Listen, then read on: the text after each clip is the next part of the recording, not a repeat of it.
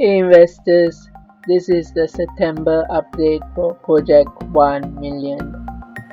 So in September, like usual, there was quite a bit of volatility. I think my portfolio went down to about 344,000 at one point, but it has gone back up to new record highs at 364,000 plus now. Volatility has been a common theme this year. But another common theme is investing in good companies long term will deliver results. Let's take a look at the portfolio.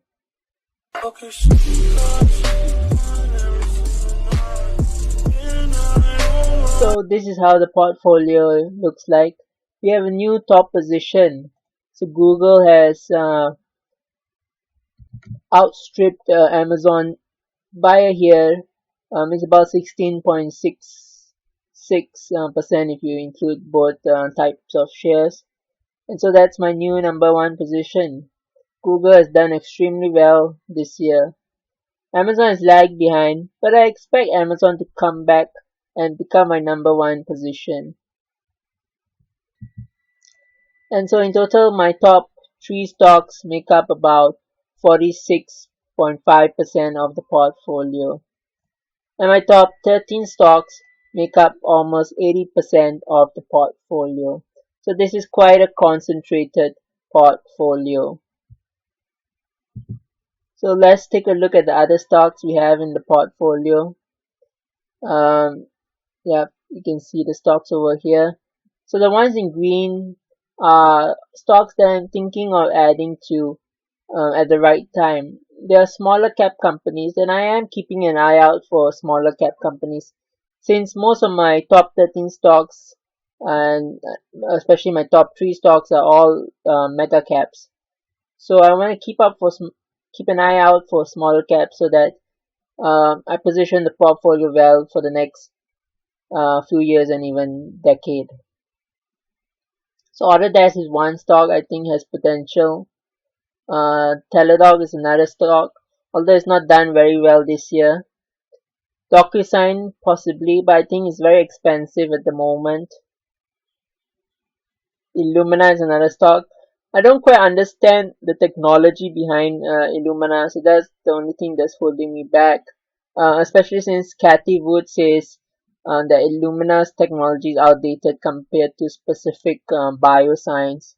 So I'm not sure if I should add this. But so far Illumina looks like it's doing very well. The results, its earnings are quite good as well.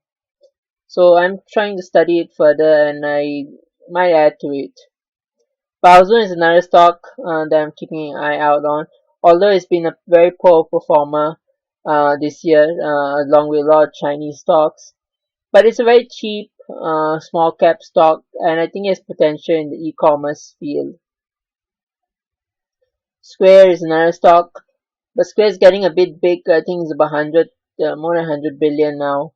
So not sure. ETH also is quite big, but I think crypto in general has still a lot of potential. So Ethereum is another one I'm keeping an eye out on. CrowdStrike, but CrowdStrike again looks very expensive to me. Unity Software is another one that I'm looking out for. And these are the other stocks we have. So Airbnb, I think, is an interesting company as well. It has a very unique proposition. And I have booking holdings already, which gives me exposure to the travel field. So that's why my Airbnb position is not that large at the moment. And we have the ARC Genomics. I think genomics is something that has a lot of potential, and I don't really understand it. So I don't mind, tagging on to this ETF, Cathy Wood's ETF. I think she has a good team that can understand the stocks that make up this ETF better. And etoro is another one I'm keeping an eye out on. Looks quite interesting. I'm just hoping it gets a bit cheaper, maybe $8 or so, if I take a much bigger position. Irobot is also looking interesting. Irobot was part of the meme stock wave in the early part of the year, and it's a decent company and it's come down quite a lot as well. So I'll study this one a bit more. Nanox is another interesting one. I think it has good potential in the X-ray industry.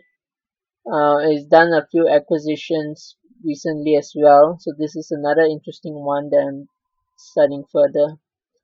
23andMe is also interesting, not just because they are the leading, consumer genetics company, but because they're tying up with a pharma company and they might be able to make a new blockbuster genetic drug maybe one day, just like how Moderna is shot to fame with the COVID-19 vaccine. 23andMe has a similar potential, I think. So I'm studying this further as well. These are the stocks we have in the portfolio. So in total, we have about 366,000 plus in the portfolio, and we've done about 20% year to date so far, which I think is not too bad.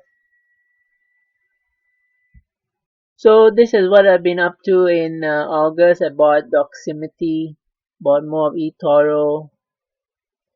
I don't know what this name change is about. I bought Fiverr, I bought Porsche, bought Micron. Let's see, I sold one more put on Douyu. So my puts have started to hurt me. I am quite a bit down on the put options I've sold, especially on Douyu and Amwell. There's still a bit of time to go before they expired, so they might recover. But I am a few $1,000s down on these put options. Bought a bit more of Teladoc.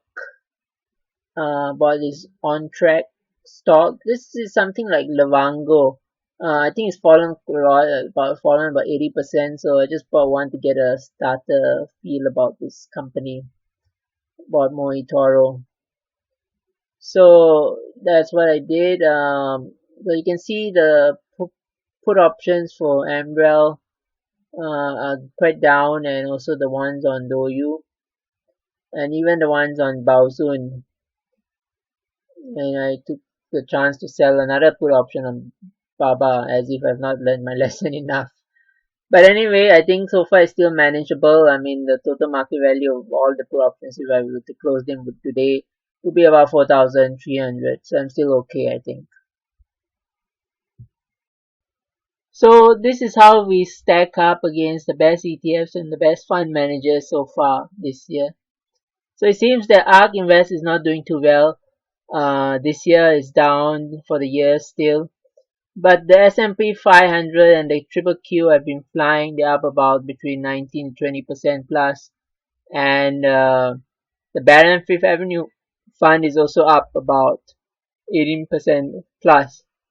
So I think we're all around the same performance level so far this year.